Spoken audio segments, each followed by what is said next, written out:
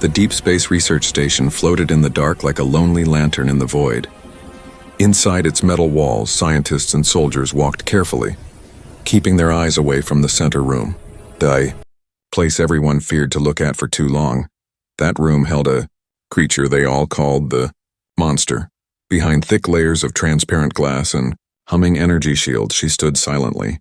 Her skin glowed with a faint blue light that shimmered like moonlight on water. Her long white hair floated slowly in the air, moving as if it remembered the wind from another world. Her eyes were not human, silver, calm, and too deep to read. They said she had destroyed an entire ship by screaming. They said she killed anyone who tried to touch her. Some claimed she didn't sleep at all, only stared at the stars outside the window, eating. No one ever called her by a name. When Ethan Variks arrived on the station, he was told one thing: do not go near the glass room. He was a new systems engineer, young but smart, sent to repair the failing energy lines. His uniform was clean, his hands rough from work on older ships. He had seen many strange things in his travels, but nothing prepared him for what waited behind that glass. The commander, a tall man with a cold voice, stopped him outside the restricted area. "Stay away from her," the commander said. "You fix the wires, not the monsters." Ethan nodded, but curiosity burned inside him. He had heard rumors that the creature sometimes spoke, that she wept at night when no one listened. He wanted to see for himself. That night, when the others were asleep, Ethan walked the quiet halls alone. The station lights flickered. The sound of the engines hummed softly through the floor. He reached the observation deck and looked through the thick window. There she was. She stood in the center of her glowing cell, hands tied by energy cuffs that floated inches from her skin. She was taller than most humans, her body slim and strong, her face almost beautiful. If not for the sadness that lived there, Ethan expected rage or violence, but instead she looked tired. Her eyes met his through the glass, and for a moment he felt something strange, not fear but pity. Suddenly the lights flickered again. A warning beep echoed through the halls. The power grid failed for a few seconds and sparks burst from the wall near her cell. Ethan ran toward the control panel. The system was overheating. If the containment field dropped, the whole section could explode. Without thinking, he opened the panel, wires glowing red hot, and pushed his bare hands inside to reset the current manually. Electric pain shot through his arms, but he didn't stop. The alarm screamed. Smoke filled the corridor. He shouted as the system finally stabilized, and the power came back online. When he lifted his head, he realized his hand was pressed against the glass, and on the other side, her hand rested exactly where his was. The world seemed to freeze. Her silver eyes locked onto his. The faint blue light around her skin pulsed once, as if answering his heartbeat. There was no anger, no attack, just stillness and something like recognition. Ethan's breath caught. He didn't move. He could feel the cold vibration of the energy field under his palm, separating him from her by inches. Then the sound of running boots broke the silence. Guards rushed into the corridor, pointing stun rifles at her cell. "Step back," one shouted. "Engineer, move away now." Ethan hesitated, still staring at her. She slowly lowered her hand and stepped back into the shadows of her cell. The commander grabbed Ethan by the arm. "Are you insane?" he shouted. "She could have killed you." Ethan didn't answer. He turned his head one last time. Through the glass she watched him, quiet, calm, her eyes glowing softly in the dark. Later, as he sat alone in his bunk, Ethan's mind replayed the moment again and again. He couldn't forget the look in her eyes. It wasn't hatred. It was pain, deep and old, like she had seen too much. He checked the station logs. No incident was recorded of her attacking anyone since her capture. Most of her time was spent standing still, silent, barely moving. So why did they call her a monster? He thought about how she had looked at him, not like a human, but not like an animal either. Something in between, lost and lonely. When the next day began, the commander ordered extra guards around her cell. Scientists whispered in corners, frightened by how she hadn't reacted violently. They said maybe she was planning something worse, but Ethan knew better. He had seen her face when the sparks flew, the way she had looked worried, not for herself, but for the burning wires. He wanted to believe that behind those glowing eyes was someone who could feel. That evening, he returned to the corridor again, pretending to check the power relays. She was there, standing close to the glass, watching him silently. He smiled, a small, cautious smile. For a second, nothing happened. Then she tilted her head slightly, almost copying his gesture. Ethan's heart beat faster. It was a simple moment, but he understood what it meant. She was aware. She was trying to communicate. He whispered softly, knowing she couldn't hear words through the barrier. "You're not a monster." On the other side of the glass, her expression changed. Her lips parted slightly, her eyes softened, and for the first time she didn't look like a creature trapped in a cage. She looked like someone who wanted to be understood. Far away in the command center, the security feed recorded everything. The officers watching the screen leaned closer, whispering in fear and confusion. One of them said, "Why didn't she attack?" No one had an answer, but one thing was certain. The moment Ethan touched the glass, something changed forever. The monster everyone feared had found a reason to look human again, and Ethan, the man who dared to touch her, had just started something the galaxy would never forget. The next morning, the station was filled with whispers. Every corridor buzzed with the same question. How was Ethan still alive? The engineers, the guards, even the scientists looked at him like he was some strange miracle. Some thought he was lying. Others said he had made a secret deal with the alien. No one believed that a man could touch the monster and survive. Ethan didn't try to explain. He only said one thing. "She didn't want to hurt me." The commander didn't like that answer. He called Ethan to his office, a narrow room filled with blinking screens and reports about the creature. "You broke protocol," the commander said coldly. "You risked your life and worse, the station." Ethan stood still. "I saved the power grid. If I hadn't acted, the containment would have collapsed." "That's not the point," the commander snapped. "You went near her. You looked at her. You touched that thing." Ethan stayed calm. "She's not a thing." The commander's eyes narrowed. "You'll stay away from her." "That's an order." Ethan nodded but said nothing. That night he couldn't sleep. The image of her eyes still haunted him, glowing faintly behind the glass, calm and searching. He didn't feel fear when he remembered her. He felt curiosity, even guilt. When his shift started again, he found an excuse to walk near the research wing.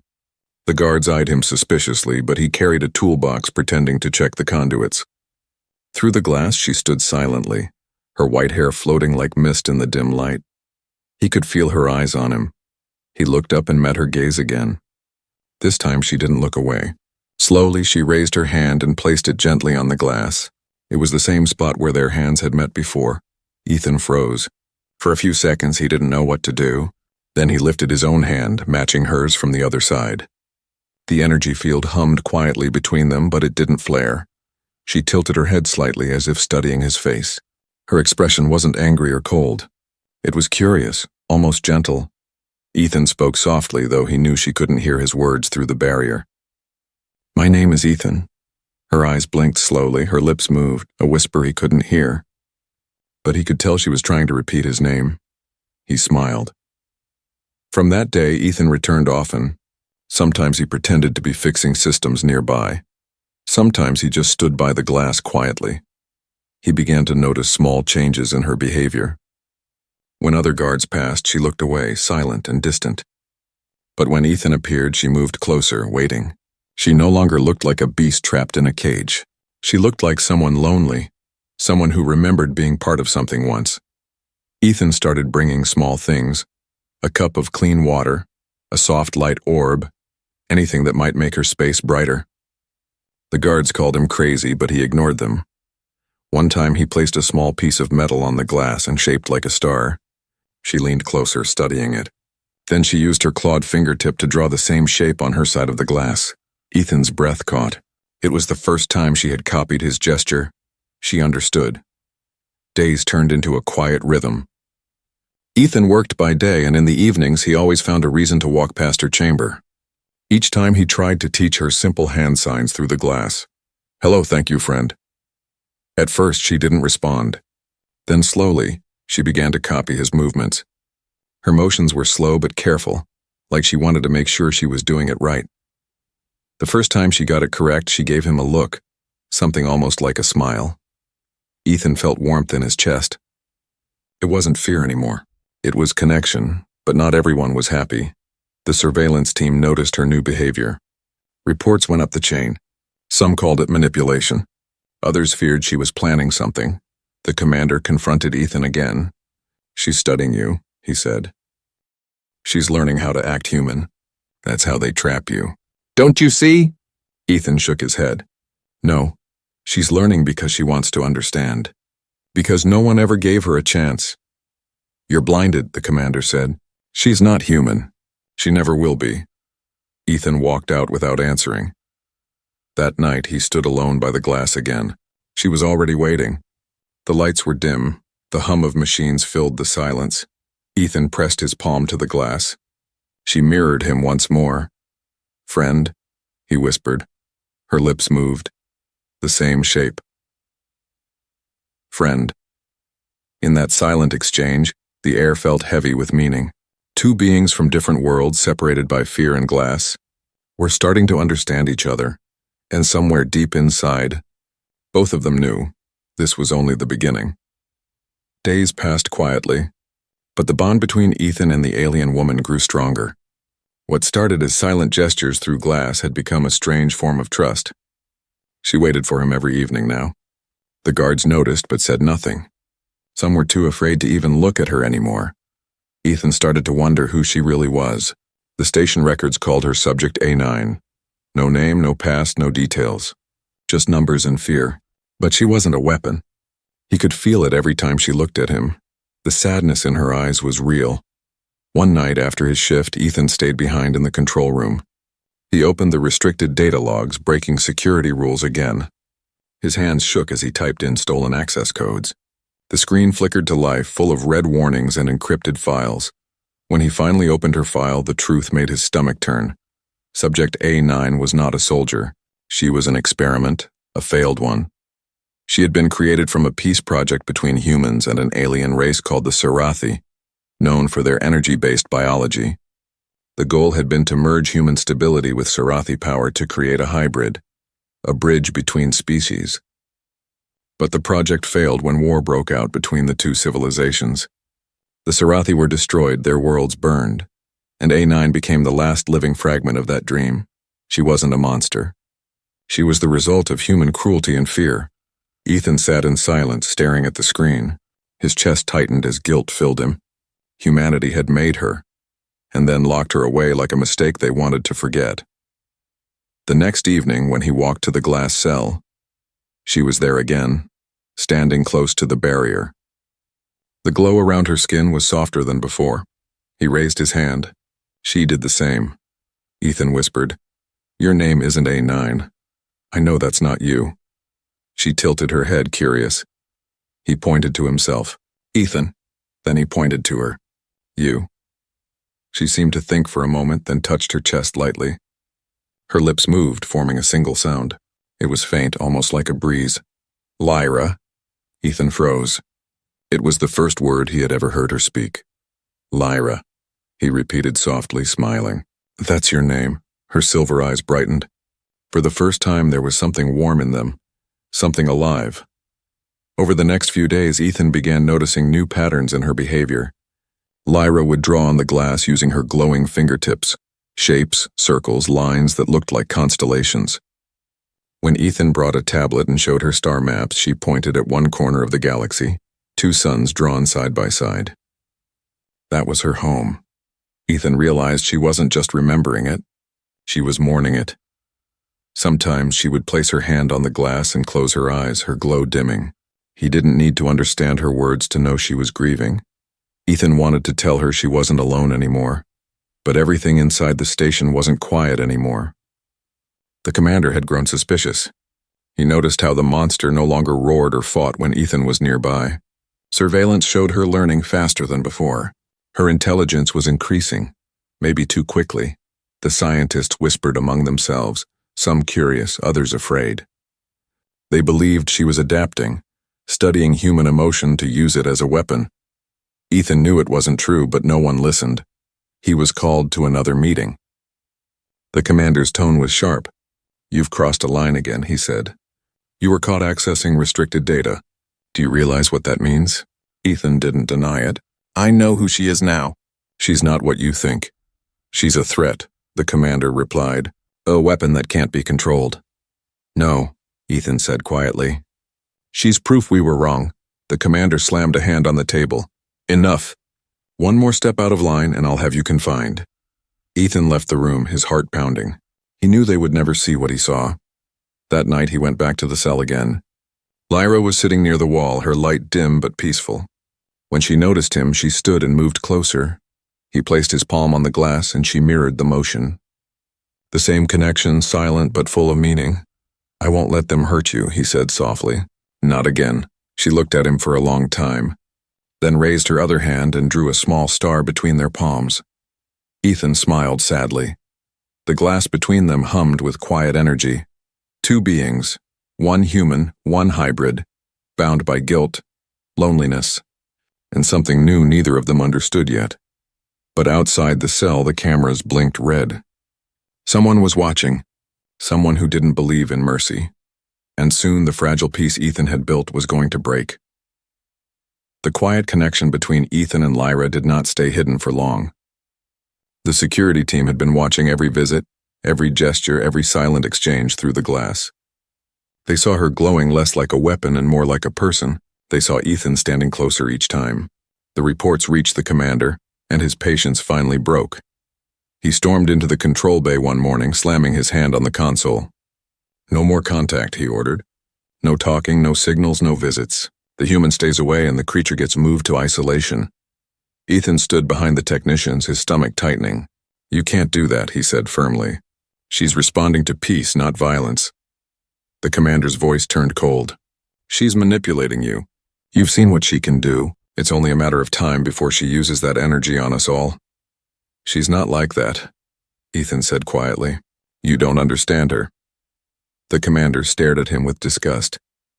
You sound like one of them. That night Ethan couldn't sleep.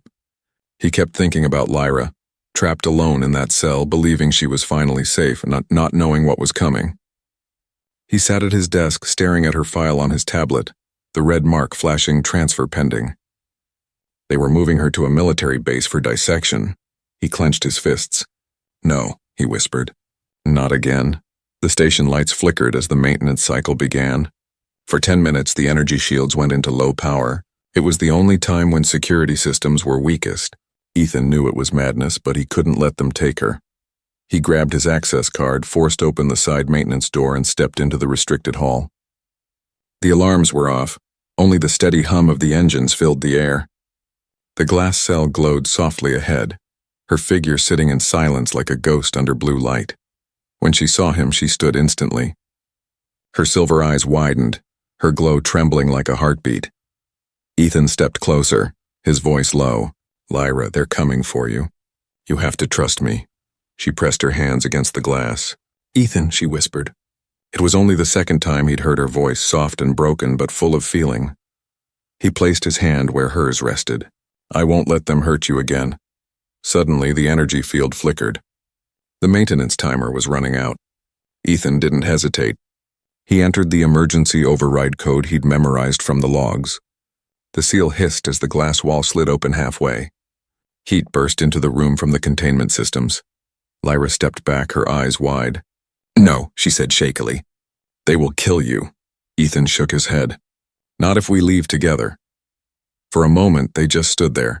A man and a creature both caught between fear and hope. Then Lyra moved. She stepped forward slowly, the light from her skin dimming as she neared him, careful not to frighten him. When she reached him, she lifted her hand and touched his cheek gently. The first real touch without the barrier. Her fingers were warm, alive, almost human. Ethan didn't flinch. He looked into her eyes and saw not a monster but a woman who had been alone too long. Lyra, he whispered. You're free now. The sound of alarms shattered the silence. Red lights flashed across the walls. Security was already on its way. Lyra turned toward the door, her glow brightening like fire. Ethan grabbed her hand. Don't fight them, he pleaded. They'll kill you if you hurt anyone. She looked at him with confusion and pain. I don't want to fight. Heavy boots thundered down the corridor. The commander appeared with a squad of soldiers, rifles raised. "Step away from her," he shouted. Ethan stood between them. She's not a threat. The commander's eyes burned with anger. "She's manipulating your mind. Look at her, Varix. She's a killer." Lyra's voice trembled. "No, I don't want to kill." The commander lifted his weapon. "Move aside, engineer." "That's an order." Ethan didn't move. "You'll have to shoot through me first." For a moment, time stopped. No one moved. The hum of the engines mixed with the sharp beeping of the alarm. Then something unexpected happened. Lyra raised her glowing hand and placed it gently on Ethan's chest. The blue light spread across his body, soft and calm.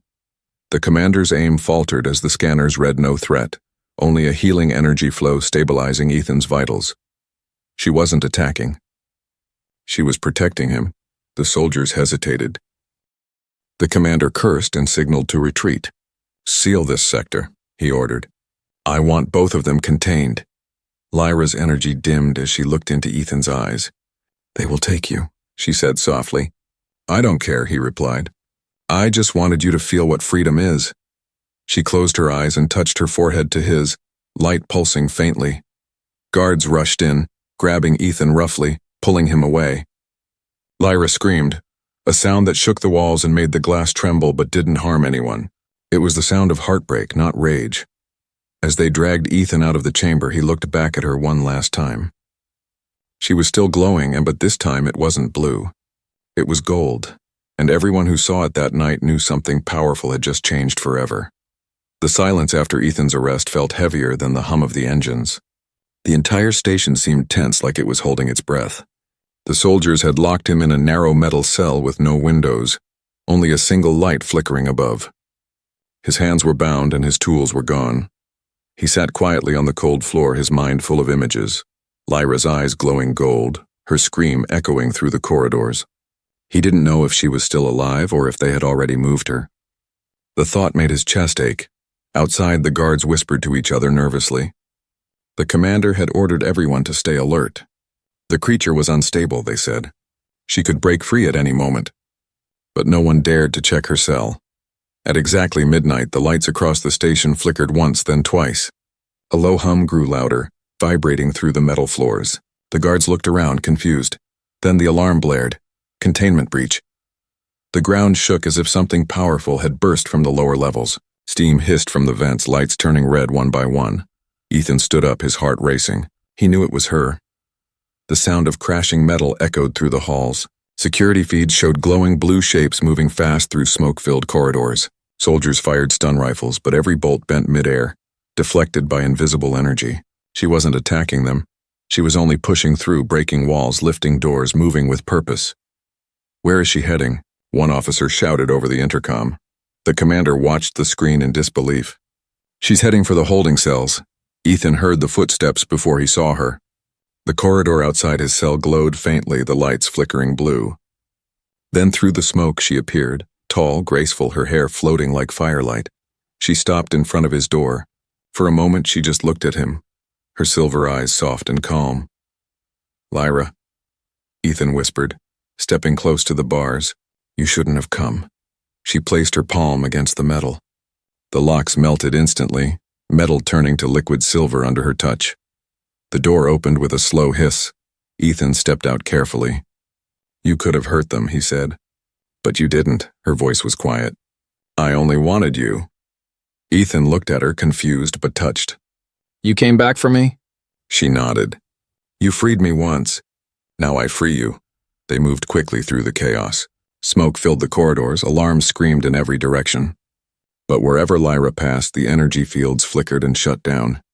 She moved like light itself, leaving trails of faint glow behind her. Ethan guided her toward the docking bay. "We can take an escape pod," he said. "But once we leave, they'll chase us." Lyra tilted her head. "Let them chase. I can hide us." As they reached the final corridor, a line of armed soldiers blocked their path. The commander stood at the front, rifle aimed straight at Lyra. His voice was steady, but his hands shook. "It ends here," he said. "Step away from the human." Ethan stood between them. "You don't understand. She saved me. She saved all of you. She could have destroyed this place, but she didn't. "She's dangerous," the commander shouted. "You're too blind to see it." Lyra's eyes glowed brighter, but Ethan raised his hand. "No fighting," he said softly. The commander hesitated for a moment, but fear won. He pulled the trigger. The shot hit Ethan in the shoulder. He fell back with a cry. Lyra gasped and caught him before he hit the ground.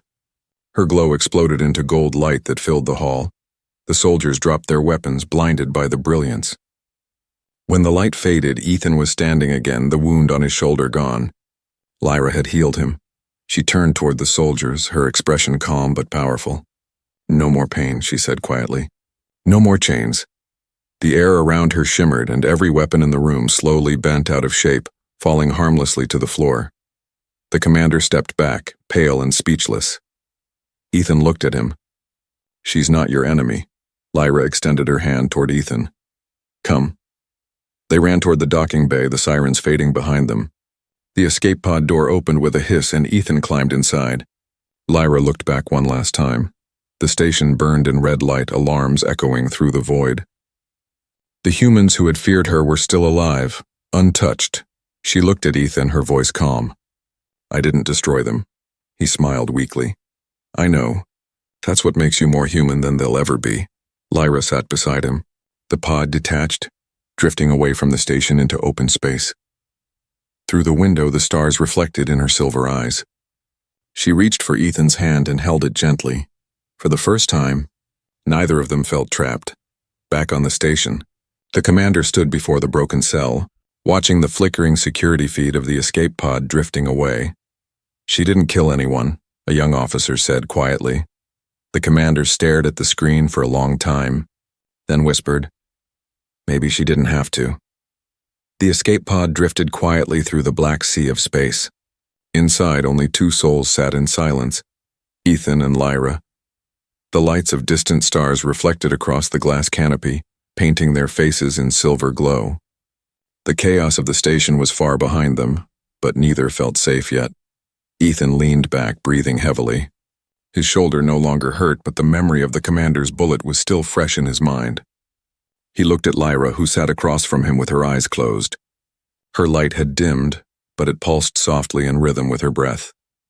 "You saved me again," Ethan said quietly. She opened her eyes slowly. "You saved me first." There was no anger in her tone. No pride either, just truth. The pod's control lights blinked red. The system was running low on power, and the communication line was still connected to the galactic network. Ethan hesitated. "They'll find us through the signal. We need to send a message before they twist the story." Lyra tilted her head. "Tell them the truth," Ethan nodded. "Yes, but will they believe it?" "Maybe not now," she said softly. "But truth always finds its way to light." Hours later, a distress signal from the pod reached the nearest neutral outpost. Ethan identified himself and requested emergency landing. When they arrived, armed guards surrounded them immediately. The soldiers didn't know whether to help or to shoot. Lyra stayed calm.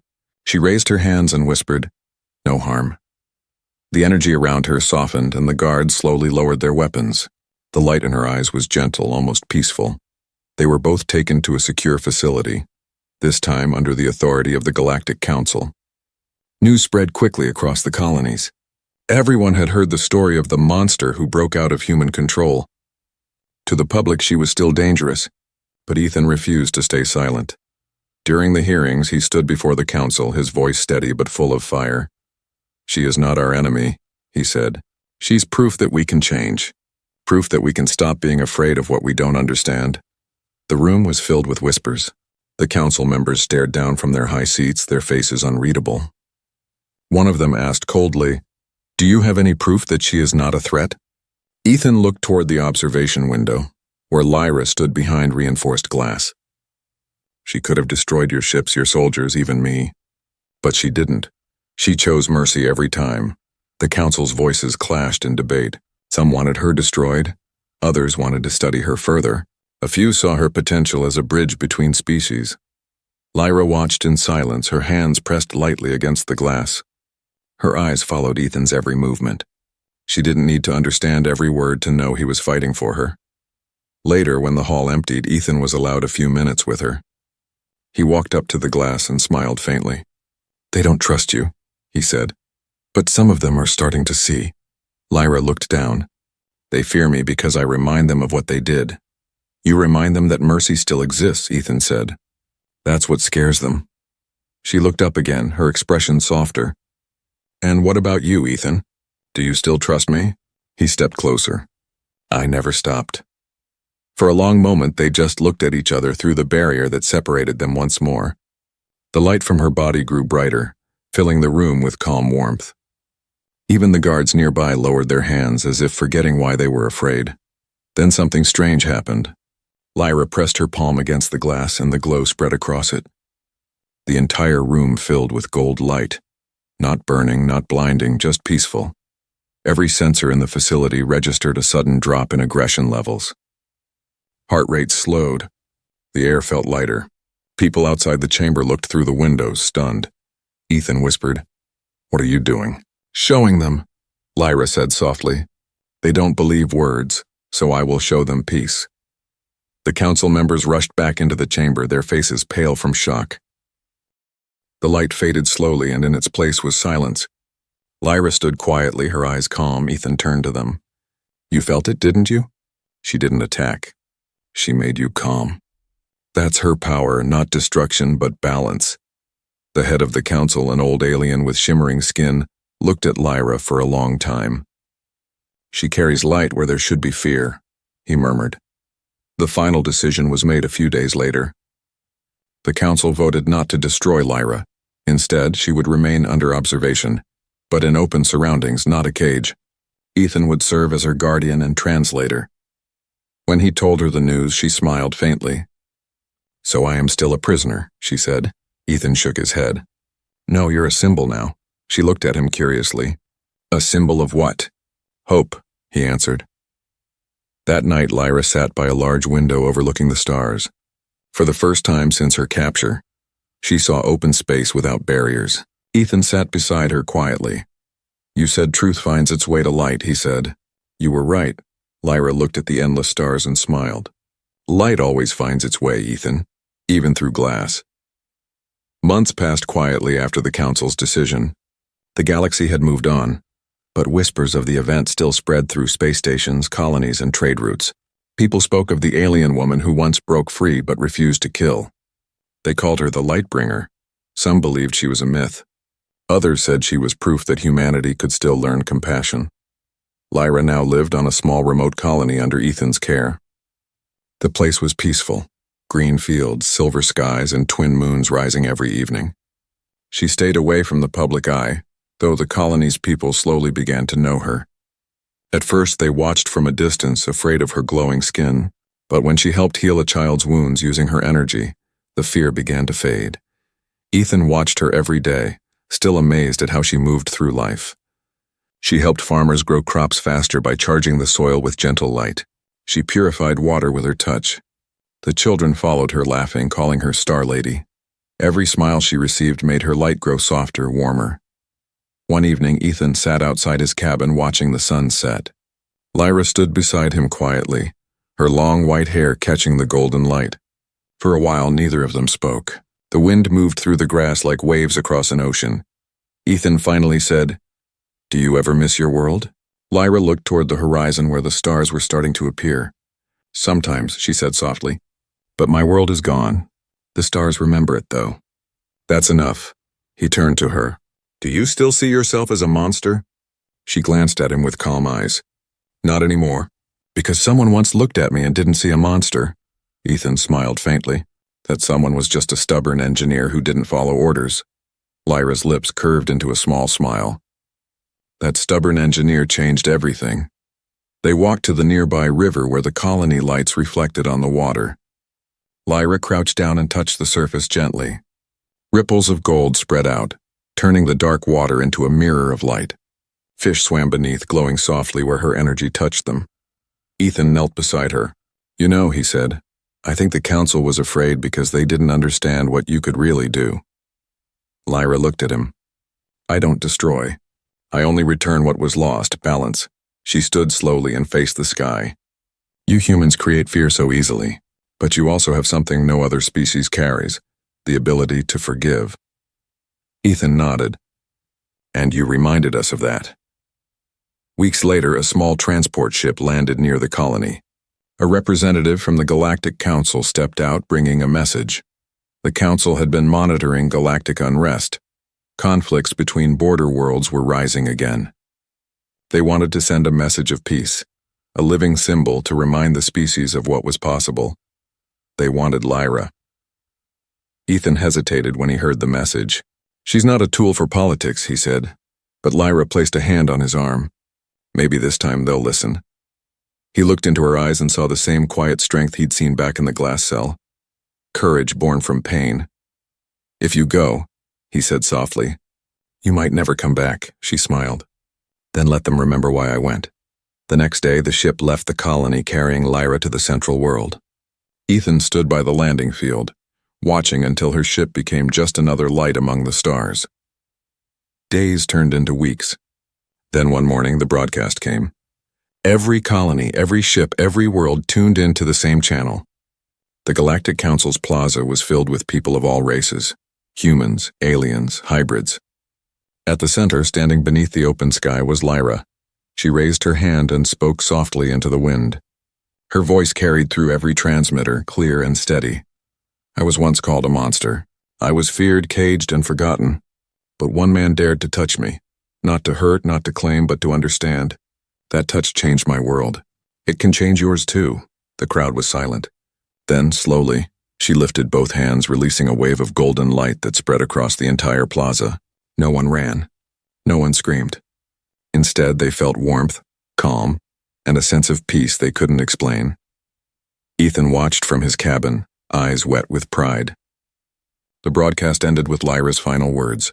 "Where there is fear, let there be touch. Where there is darkness, let there be light."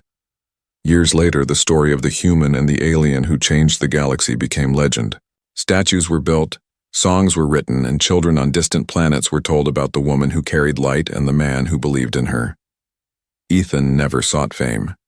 He stayed in the same quiet colony, tending crops and fixing machines. But every night when he looked at the stars, one light always shone brighter than the rest, and he knew it was her. Lyra, the one who turned fear into hope with a single touch.